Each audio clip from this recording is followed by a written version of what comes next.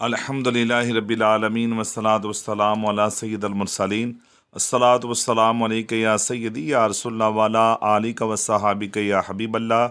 तमाम सामाईन को अलामा मोहम्मद रमज़ान कादरी की तरफ से अस्सलामु अलैकुम वरहमतुल्लाहि वबरकातुहू। वाजिबुल एहतराम अज़ीज़ दोस्तों, बुज़ुर्गों, नौजवानों, मैंने जो पहला अमल बताया आपको अपलोड भी किया इस चैनल पे, कादरी रूहानी इलाज चैनल पे मैंने अपलोड किया। उसमें बताया था कि मैंने कि जिस्म से जिन्नात को कैसे निकालना चाहिए, उसका मुकम्मल तौर पे अपना तरीका बताया और अमल भी बताया मैंने। इंशाअल्लाह उस अमल से भी आप काफ़ी फजूज़ व बरक़ात हासिल करेंगे। और अब जो मैं आपको अमल बताने लगा हूँ वो ये है कि घर से जिन्नात, शैतानी शरीर जिन्नात को घर से निकालने का तरीका, कि घर से मुकम्मल तौर पे ये निकल जाएं। कई घरों में ये असरात पाए जाते हैं और ये आकर तरह तरह की शरारतें करते हैं, तरह तरह की शरारतें। किसी के कपड़ों को टुक लगा दिया, घर में किसी को कुछ तकलीफ़ दे दी, किसी को कुछ परेशान कर दिया, किसी को कैसा चेहरा बनाकर अपना दिखा दिया। बच्चे रात को रोते हैं बहुत ज़्यादा, बहुत कसरत से रोते, घर वाले भी परेशान हैं और तरह तरह के अपना मेडिसिन भी खिलाते हैं कि पेट में दर्द है, सर में दर्द है, बच्चे को क्या हो गया समझ नहीं आ रही। इसी तरह बड़ों के साथ भी होता है कि मैं बैठा हुआ था, मेरे कंधों पे वज़न पड़ना शुरू हो गया। ये कंधों पे वज़न पड़ना, कपड़ों को टुक लगना, ये घर में शरीर जिन्नात जो होते हैं, शैतानी जिन्नात, वो घर में मौजूद होते हैं। समझे मेरी बात। और घर में अपना तरह तरह के नुकसान करना, ये ऐसे शरारती जिन्न होते हैं कि तरह तरह का नुकसान पहुँचाते रहते हैं। बस औक़ात ये खुद ब खुद आते हैं, खुद ब खुद, यानी कि अपने तौर से, यानी कि यहाँ से इनका गुज़र हुआ तो आपके घर में दाखिल हो गए, या अपने लश्कर से भागे हुए, अपने इलाके से भागे हुए। जो इनका इलाका होता है जिन्नात का, शरीर जिन्नात का भी अपने अपने एरिया होते हैं ना। जैसे मुसलमानों का शहर अलग होता है, हिंदुओं का, सिखों का, काफरों के अलग अलग भी होते हैं, बस औक़ात इकट्ठे भी रहते होते हैं, मगर इनके अपने अपने इलाके होते हैं। अपने इलाके से भागे हुए हैं अपना कोई शरारत करके, तो आपके घर में दाखिल हो गए। कुछ दिन तो आपके घर में रहेंगे तरीके से, उसके बाद वो शरारतें करना शुरू कर देंगे, तंग करना शुरू कर देंगे आपको। तो इन शरीर जन्नात को, शैतानी जन्नात को घर से निकालने का मुकम्मल तौर पे आज मैं आपको अमल करूँगा। किसी आमिल के पास जाने की कोई ज़रूरत नहीं है आपको। अल्लाह का कुरान आपकी रहनुमाई करेगा, अल्लाह का कुरान आपकी मदद करेगा। तो इंशाल्लाह आप ये अमल करें, अल्लाह के फ़ज़ल व करम से इंशाल्लाह घर से तमाम जिन्नात मुकम्मल तौर पे निकल जाएंगे और ये फिर वापस नहीं आएंगे। तो अमल ये आपने करना है कि सुबह फर्स्ट टाइम आप करें, यानी कि फ़जर की नमाज के बाद कर लें तो सबसे बेहतर है। तुलुए आफ्ताब जब निकलता है उस वक़्त कर लें, उससे भी बेहतर है।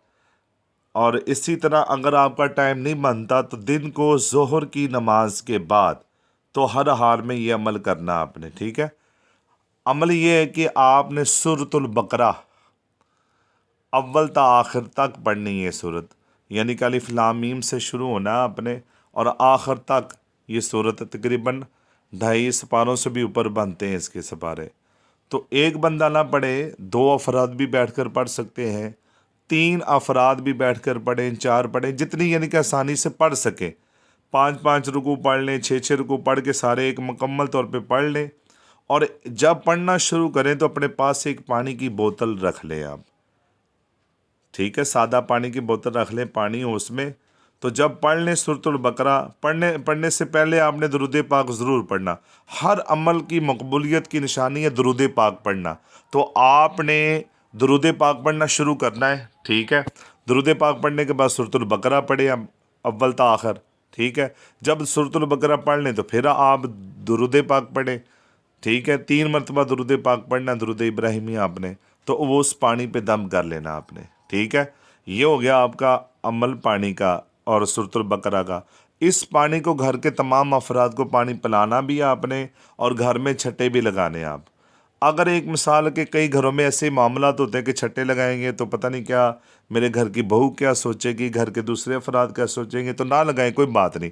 मगर आप सूरतुल बकरा पढ़ लिया आपने, पानी दम करके पानी पिला दें आप, ठीक है। और एक मरतबा आज़ान पढ़नी है घर में, वो कोई भी टाइम हो, बस ज़वाल के टाइम नहीं, किसी टाइम भी अजान इतनी बुलंद आवाज़ से पढ़ें जो आपके घर में आवाज़ रहे, ठीक है। अजान के अव्वल आखिर भी दुरूद पाक पढ़ लें तो सबसे बेहतर है, ठीक है। अजान पढ़ें एक मरतबा, ये अमल आपने 21 दिन तक रखना है इंशाल्लाह। एक तो आप घर में कुरान पाक बार बार खुलेगा, पढ़ा जाएगा, तो इसकी बरकतें मिलेंगी इंशाल्लाह। और जो घर में कुरान पाक पढ़ेगा, कुरान पाक को हाथ लगाना भी इबादत, कुरान पाक को देखना भी इबादत है, ठीक है। तो पढ़ना उससे भी अफजल इबादत है। तो इंशाल्लाह तबारक तआला आपने ये 21 दिन तक लगातार अमल करना है। आपने घर में कोई भी रुकावट आए, जो भी हो, आपने कुरान पाक पढ़ना ज़रूर। इंशाअल्लाह तबारक व तआला जादू मुकम्मल तौर पे आपके घर में जैसा मर्जी जादू हो वो जादू ख़त्म हो जाएगा। इसी तरह जितने मर्जी शरीर जिन्नात हों, तंग करने वाले हों, जितना मर्जी तकलीफ़ें बचाने वाले हों, वो सब घर से फ़रार हो जाएंगे। ये तो मैंने 21 दिन बड़े ज़्यादा आपको बताए हैं ताकि एक आपका अमल मुस्तकिल रहे और इस्तिकामत के साथ आप करें इसको, ताकि जो भी कसर रह जाए थोड़ी बहुती वो भी ख़त्म हो जाए, ठीक है। ये तो 2-4 दिन भी आप करेंगे तो उसी दिन ही ये घर से निकल जाएंगे सब। हाँ जी, सूरतुल बकरा तो इसकी फ़जीलत तो नबी मुकर्रम सरवर कायनात सल्लल्लाहु ताला अलैहि वसल्लम ने इरशाद फरमाया कि जिस घर में सूरतुल बकरा पढ़ी जाती है, रब्बे करीम के फ़रिश्ते वहाँ आ जाते हैं। तो रहमत वाले जब फरिश्ते आ गए तो ये जो शैतान है, वो शैतानों का काम वहाँ क्या है, ठीक है। तो शैतान तो वहाँ से फ़ौरन भाग जाएंगे। तो अल्लाह की रहमत के फरिश्ते भी वहाँ तशरीफ़ लेकर आ जाते हैं जिस घर में सूरतुल बकरा पढ़ी जाए।